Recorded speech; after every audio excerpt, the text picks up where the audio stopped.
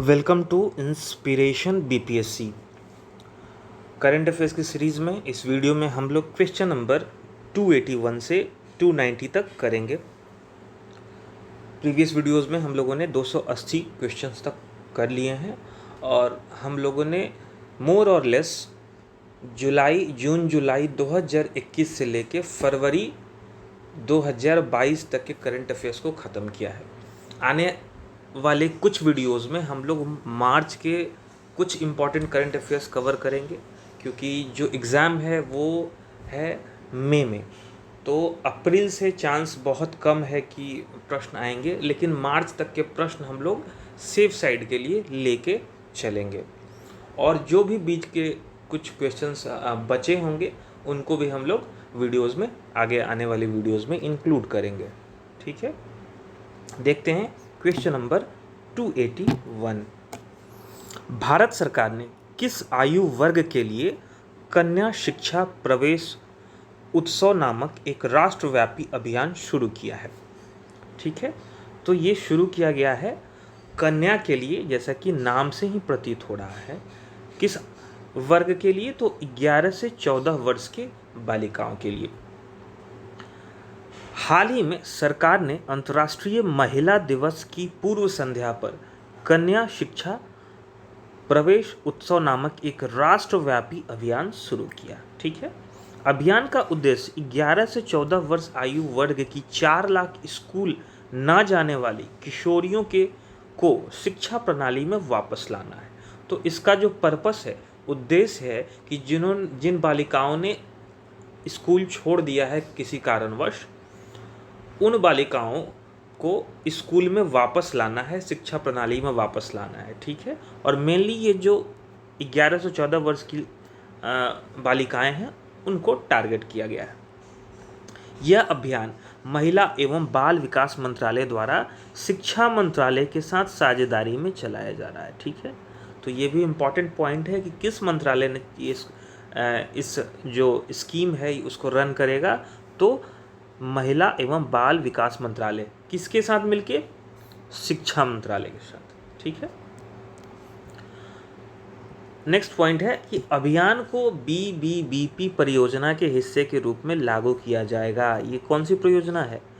बेटी बढ़ाओ बेटी पढ़ाओ परियोजना। ठीक है, बेटी बचाओ बेटी पढ़ाओ। ठीक है, बेटी बचाओ बेटी पढ़ाओ परियोजना, उसी के अंतर्गत इस स्कीम को भी लागू किया जा रहा है। Question number 282। भारतीय वायुसेना का अभ्यास वायु शक्ति कहाँ निर्धारित किया गया था, जो यूक्रेन रूस युद्ध के कारण स्थगित कर दिया गया? ठीक है, तो राजस्थान में पोखरण पर्वतमाला में वायु शक्ति का अभ्यास जो है वो भारतीय वायुसेना द्वारा निर्धारित किया गया था, लेकिन यूक्रेन में गहराते संकट के बीच इस अभ्यास को तत्काल के लिए स्थगित कर दिया गया है। ठीक है, एक्सप्लेनेशन देख लेते हैं। यूक्रेन में गहराते संकट के बीच भारतीय वायुसेना ने अपने गोलाबारी प्रदर्शन अभ्यास वायु शक्ति को स्थगित करने का फैसला किया है। अभ्यास राजस्थान के पोखरण पर्वतमाला में निर्धारित किया गया था। वायु शक्ति का अंतिम संस्करण फरवरी 2019 में आयोजित किया गया था। यह हर 3 साल में एक बार एक त्रैवार्षिक अभ्यास है, तो 3 साल में यह एक बार होता है वायु शक्ति। ठीक है, अब हाल ही में कुछ और अभ्यास जो हैं वो न्यूज़ में थे, चर्चा में थे, उनको हम लोग देखते हैं। तो मित्र शक्ति और स्लीनेक्स, ये भारत और श्रीलंका के बीच का अभ्यास है। ठीक है, तो मित्र शक्ति आप किस चीज़ से याद रखेंगे? तो श्री रामचंद्र श्रीलंका गए थे, उन्होंने रावण को मित्रता के लिए हाथ बढ़ाया था कि सीता मैया को वापस कर दो। उसने उस मित्रता को ठुकराया और श्री रामचंद्र ने रावण को पराजित किया। तो इस मित्रता से आप याद रखेंगे कि भारत और श्रीलंका के बीच। ठीक है, स्लीनेक्स आपको इसके नाम से ही पता चल रहा होगा। SL से श्रीलंका है और IN से इंडिया है, EX से है एक्सरसाइज। ठीक है, तो स्लीनेक्स हो गया भारत श्रीलंका, मित्र शक्ति भारत श्रीलंका। दोस्ती त्रिपक्षीय अभ्यास। ठीक है, दोस्ती नामक अभ्यास ये त्रिपक्षीय अभ्यास है। इसमें कौन कौन है? भारत है, मालदीव है, और श्रीलंका है। ठीक है, याद रखिएगा, भारत, मालदीव और श्रीलंका। तो भारत जो है वो इंडियन ओशन में जो भी कंट्रीज़ हैं उनसे दोस्ती बना के रखता है। ठीक है, तो मालदीव्स भी इंडियन ओशन में है, श्रीलंका भी इंडियन ओशन में है, तो इसीलिए उनके साथ दोस्ती नामक अभ्यास भारत करता है। धर्म गार्जियन 2022, ठीक है, और जिमेक्स और शिन्यू मैत्री, ये तीनों जो हैं ये भारत और जापान के बीच के हैं। ठीक है, तो धर्म गार्जियन ये आर्मी का है, जिमेक्स नौसेना का, और शिन्यू मैत्री जो है ये वायुसेना का अभ्यास है। किसके बीच, किन देशों के बीच? तो भारत और जापान के बीच। ठीक है, नाम आप याद रखिएगा, धर्म गार्जियन, जिमेक्स तो आप नाम से ही पता कर लेंगे, जे से जापान है और आई से आपको इंडिया है, और एम मतलब होता है मैरीटाइम, और एक्स मतलब एक्सरसाइज, तो जापान इंडिया मैरीटाइम एक्सरसाइज। और शिन्यू मैत्री ये वायुसेना का है। ठीक है, भारत और जापान के बीच।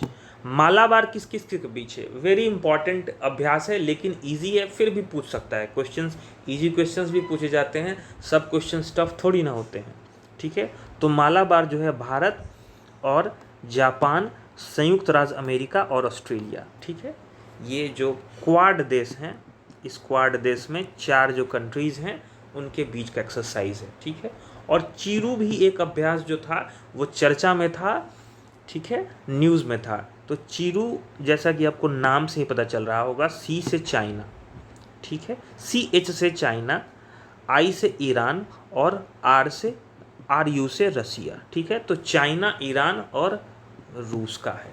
ठीक है, आगे बढ़ते हैं। क्वेश्चन नंबर 283, अक्सर समाचारों में देखे जाने वाले पी नोट का पूर्ण रूप क्या है? ठीक है, आप न्यूज़ पढ़ते होंगे तो उसमें पी नोट नाम की चीज़ें बार बार इकोनॉमिक्स से रिलेटेड आती होगी। इसका फुल फॉर्म पूछा जा रहा है, तो इसका फुल फॉर्म है participatory note. Okay, participatory note यह क्या है? तो पी नोट्स विदेशी निवेशकों को पंजीकृत विदेशी पोर्टफोलियो निवेशकों द्वारा जारी किए गए ऑफशोर डेरिवेटिव इंस्ट्रूमेंट्स हैं जो सीधे खुद को पंजीकृत किए बिना भारतीय शेयर बाजार का हिस्सा बनना चाहते हैं। ठीक है, आसान भाषा में मैं आपको बताऊं तो पी नोट्स के जरिए जो विदेशों में बैठे हुए लोग हैं, निवेशक हैं, वो इस पी नोट्स के जरिए भारतीय शेयर बाजार में इन्वेस्ट करते हैं। ठीक है, भारतीय शेयर बाजार का हिस्सा बनते हैं, उसमें इन्वेस्ट करते हैं। उसके लिए उनको पंजीकृत करने की आवश्यकता नहीं होती है। वो किसके थ्रू करते हैं? तो पंजीकृत विदेशी पोर्टफोलियो निवेशक FPI, जो फॉरेन पोर्टफोलियो इन्वेस्टर्स हैं, उनके थ्रू ये विदेशी निवेशक भारतीय बाजार में, भारतीय शेयर बाजार में अपना निवेश करते हैं। ठीक है, उस किसके थ्रू? पी नोट्स के थ्रू। तो पी नोट्स में भारतीय स्टॉक उनकी अंतर्निहित संपत्ति के रूप में होते हैं। ठीक है, तो इस स्टॉक का जो अंडरलाइंग एसेट होता है, अंतर्निहित संपत्ति होता है, वो भारतीय स्टॉक होता है, भारत के शेयर्स होते हैं। नाम आपने सुना होगा ना, शेयर बाजार, स्टॉक बाजार, ये उसी की बात कर रहा है, उसी में निवेश की बात हो रही है पी नोट्स के द्वारा। ठीक है, हालांकि पी नोट धारकों के लिए कम कठोर पंजीकरण आवश्यकताएं हैं, उन्हें सेबी के उचित परिश्रम प्रक्रिया से गुजरना होता है। उनके लिए जो भी पी नोट धारक हैं, जो निवेश करते हैं भारतीय शेयर बाजार में, उनके लिए बहुत कठोर रजिस्ट्रेशन की व्यवस्था नहीं की गई है। फिर भी उन्हें सेबी के द्वारा जो निर्धारित कुछ नियम कानून हैं उसको फॉलो करना पड़ता है। तो मोटे मोटे तौर पर आप याद रखिएगा कि पी नोट्स जो है वो एक इंस्ट्रूमेंट है जिसके द्वारा विदेशी जो निवेशक हैं वो भारतीय शेयर बाजार में निवेश करते हैं। ठीक है, इसका रेगुलेशन सेबी करता है, securities and exchange board of India करता है। फुल फॉर्म है पार्टिसिपेटरी नोट। ओके, अब FPI की बात हुई थी, फॉरेन पोर्टफोलियो इन्वेस्टर्स। ठीक है, वो अनिवासी हैं, मतलब विदेशी हैं, भारत के निवासी नहीं हैं, जो भारतीय प्रतिभूतियों जैसे शेयर, सरकारी बॉन्ड, कॉरपोरेट बॉन्ड आदि में निवेश करते हैं। ठीक है, तो जो फॉरेन पोर्टफोलियो इन्वेस्टर्स हैं वो भारतीय शेयर बाज़ार में या फिर सरकारी बॉन्ड में या कॉरपोरेट बॉन्ड में निवेश करते हैं। वो भारत के निवासी नहीं होते, विदेशी लोग होते हैं। ठीक है, तो एफपीआई का भी फुल फॉर्म पूछ सकता है। ठीक है, foreign portfolio investors. Question number 284, golden globe awards 2022 में सर्वश्रेष्ठ फिल्म अभिनेता नाटक यानी ड्रामा का पुरस्कार किसने जीता है? विल स्मिथ ने जीता है। किसमें? गोल्डन ग्लोब अवार्ड्स 2022 में। तो द पावर ऑफ डॉग ने सर्वश्रेष्ठ फिल्म नाटक का पुरस्कार जीता, जबकि इसके निर्देशक जेन कैम्पियन ने सर्वश्रेष्ठ निर्देशक का पुरस्कार जीता। किसमें? गोल्डन ग्लोब अवार्ड्स की बात हो रही है, उसमें सर्वश्रेष्ठ फिल्म किसने जीता? सर्वश्रेष्ठ फिल्म ड्रामा का पुरस्कार the power of dog. Okay, और इसी फिल्म के निर्देशक हैं जेन कैम्पियन, इनको सर्वश्रेष्ठ निर्देशक का पुरस्कार मिला। और सर्वश्रेष्ठ फिल्म अभिनेता किसको मिला? विल स्मिथ को मिला। आगे हम लोग इसको देखेंगे। तो विल स्मिथ ने अपना पहला गोल्डन ग्लोब जीता है, जो कि किंग रिचर्ड के लिए सर्वश्रेष्ठ फिल्म अभिनेता हैं। ठीक है, तो किंग रिचर्ड नामक मूवी इन्होंने अभिनय किया है और उस अभिनय के लिए इनको सर्वश्रेष्ठ अभिनेता का पुरस्कार मिला है। किसमें? गोल्डन ग्लोब 2022 में। और सर्वश्रेष्ठ अभिनेत्री का पुरस्कार किसको मिला है? निकोल किडमैन को। तो निकोल किडमैन ने 5वां गोल्डन ग्लोब पुरस्कार जीता, जो कि बीइंग द रिकॉर्ड्स के लिए सर्वश्रेष्ठ फिल्म अभिनेत्री हैं। ठीक है, तो किसको मिला है सर्वश्रेष्ठ अभिनेत्री का पुरस्कार? Nicole Kidman. तो आप 4 नाम गोल्डन ग्लोब अवार्ड्स 2022 के लिए आप 4 नाम याद रखिएगा। ठीक है, तो सर्वश्रेष्ठ अभिनेता होगा विल स्मिथ, सर्वश्रेष्ठ अभिनेत्री हो गई निकोल किडमैन। ठीक है, सर्वश्रेष्ठ फिल्म हो गई द पावर ऑफ डॉग, और सर्वश्रेष्ठ निर्देशक हो गए जेन कैम्पियन। ठीक है, ये 4 नाम आप याद रखेंगे। और ऑस्कर भी 2022 के विजेता का भी नाम हम लोग यहाँ पे देख लेते हैं, वो घोषणा हो चुकी है। तो सर्वश्रेष्ठ चलचित्र यानी फिल्म मिला है कोडा के लिए। ठीक है, बेस्ट एक्ट्रेस यानी कि सर्वश्रेष्ठ अभिनेत्री जेसिका चेस्टेन। किस फिल्म में? Film the eyes of Temi फे के लिए। ओके, और द पावर ऑफ डॉग के लिए जेन कैम्पियन ने सर्वश्रेष्ठ निर्देशक का पुरस्कार जीता। तो देखिए, जेन कैम्पियन ने दोनों जगह पुरस्कार जीता है, गोल्डन ग्लोब अवार्ड्स और ऑस्कर अवार्ड्स। ठीक है, बेस्ट डायरेक्टर यानी कि सर्वश्रेष्ठ निर्देशक। ओके, और सर्वश्रेष्ठ अभिनेता will Smith, film king Richard के लिए। तो यहाँ पे 2 चीज़ें कॉमन है, एक तो सर्वश्रेष्ठ अभिनेता गोल्डन ग्लोब और ऑस्कर्स में भी विल स्मिथ ने जीता है, और जेन कैम्पियन ने भी सर्वश्रेष्ठ निर्देशक का पुरस्कार गोल्डन ग्लोब और ऑस्कर 2022 दोनों में जीता है। अब बचा बेस्ट फिल्म, वो दोनों में अलग है, और बेस्ट एक्ट्रेस वो भी दोनों में अलग है। तो बेस्ट एक्ट्रेस ऑस्कर में है जेसिका चैस्टेन, और निकोले किडमैन है गोल्डन ग्लोब में। और सर्वश्रेष्ठ पुरस्कार की बात करें तो कोडा को मिला है ऑस्कर्स में। ठीक है, और द पावर ऑफ डॉग को मिला है गोल्डन ग्लोब में। मैं बार बार रिपीट कर रहा हूँ ताकि आपको याद हो जाए, यहीं पे याद हो जाए। और आगे बढ़ते हैं। ठीक है, question number 285, 12वें Bharat Ratna doctor Ambedkar पुरस्कार 2022 से किसे सम्मानित किया गया है? तो हर्षाली मल्होत्रा को सम्मानित किया गया है। 2015 की फिल्म बजरंगी भाईजान फेम अभिनेत्री हर्षाली मल्होत्रा को 12वें भारत रत्न डॉक्टर अंबेडकर पुरस्कार 2022 से सम्मानित किया गया है। ठीक है, क्वेश्चन नंबर 286, भारत के 73वें शतरंज ग्रैंड मास्टर कौन बने?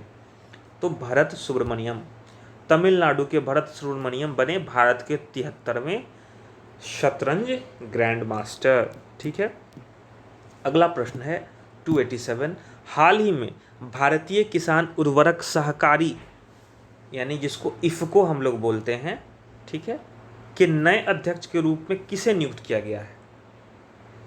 इफ़को का फुल फॉर्म क्या हुआ? Indian farmers fertiliser corporation limited. Okay, तो इसके जो नए अध्यक्ष हैं वो हैं दिलीप संघानी। दिलीप संघानी। तो विश्व सहकारी निगरानी रिपोर्ट 2021 के अनुसार भारतीय किसान उर्वरक सहकारी लिमिटेड इफको को दुनिया की शीर्ष 300 सहकारी समितियों में नंबर 1 सहकारी स्थान दिया गया है।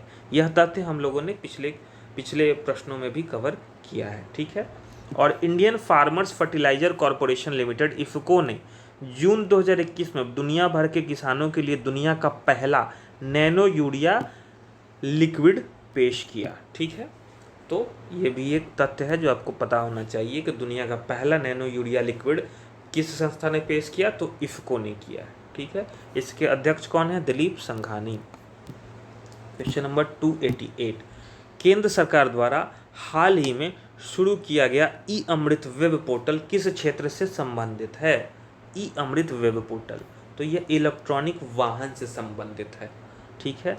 तो केंद्र सरकार ने यूनाइटेड किंगडम के ग्लासगो में COP26 शिखर सम्मेलन में इलेक्ट्रिक वाहनों पर एक वेब पोर्टल ई अमृत लॉन्च किया। कब लॉन्च किया? COP26 कॉन्फ्रेंस ऑफ पार्टीज 26 शिखर सम्मेलन जो क्लाइमेट चेंज कॉन्फ्रेंस हुआ था उसी में। ई अमृत का फुल फॉर्म क्या है? Accelerated E mobility revolution for India's transportation. ठीक है। Accelerated E mobility revolution for India's transformation E Amrit का फुल फॉर्म है।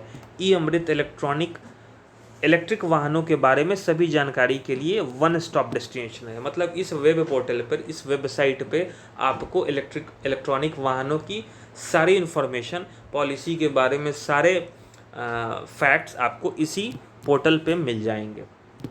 पोर्टल को यूके सरकार के साथ सहयोगात्मक ज्ञान विनिमय कार्यक्रम के तहत नीति आयोग द्वारा विकसित और होस्ट किया गया है।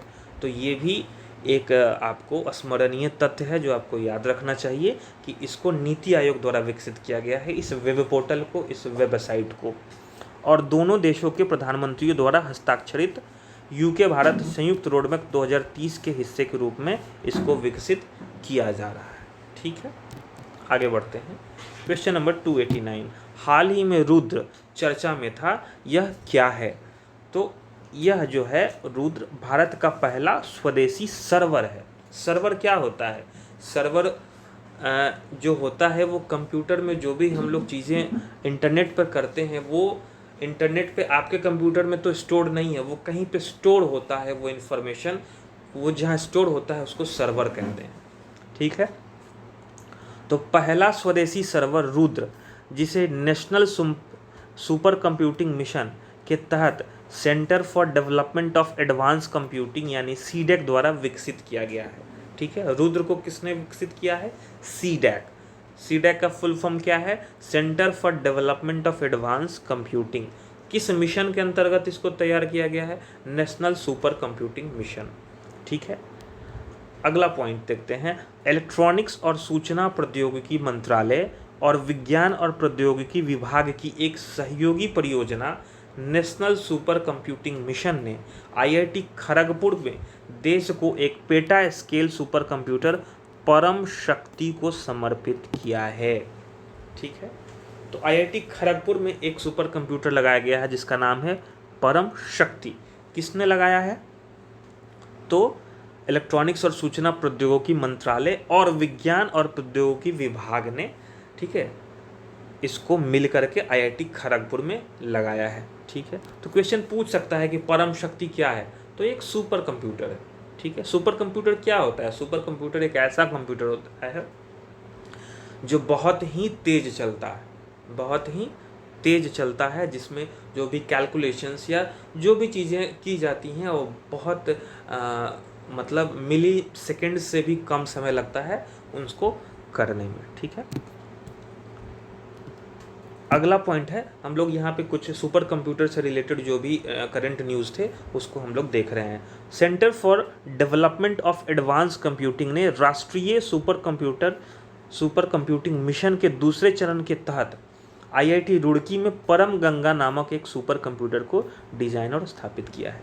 तो परम गंगा नाम का भी एक सुपर कंप्यूटर है जो IIT रुड़की में लगाया गया है। नेक्स्ट पॉइंट, भारतीय विज्ञान संस्थान IISc बेंगलुरु ने भारत के सबसे शक्तिशाली सुपर कंप्यूटर में से एक परम प्रवेगा को स्थापित और चालू किया है। यह किसी भारतीय शैक्षणिक संस्थान का सबसे बड़ा सुपर कंप्यूटर भी है।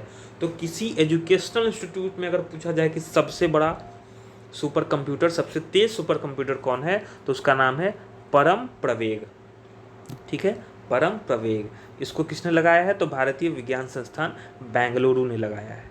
ठीक है, और क्वेश्चन अगर पूछे कि अभी तत्काल में भारत का सबसे तेज सुपर कंप्यूटर कौन सा है, तो वो है परम सिद्धि एआई। ठीक है, परम सिद्धि एआई। एआई मतलब आर्टिफिशियल इंटेलिजेंस। तो ये एआई जो है भारत का, परम सिद्धि एआई भारत का सबसे तेज सुपर कंप्यूटर है। तो हम लोगों ने यहाँ पे क्या कितने सुपर कंप्यूटर के नाम देखे।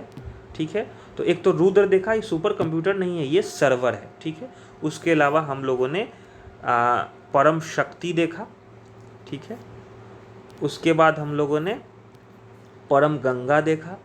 ठीक है, परम प्रवेग देखा और परम सिद्धि देखा। सबसे तेज है परम सिद्धि। आगे बढ़ते हैं, क्वेश्चन नंबर 290।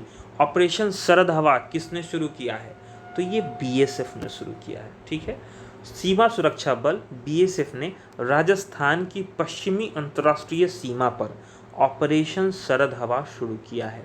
ऑपरेशन का उद्देश्य क्षेत्र में घने कोहरे के कारण घुसपैठ की घटनाओं की जांच करना और जैसलमेर में सीमावर्ती क्षेत्रों में सुरक्षा बढ़ाना है।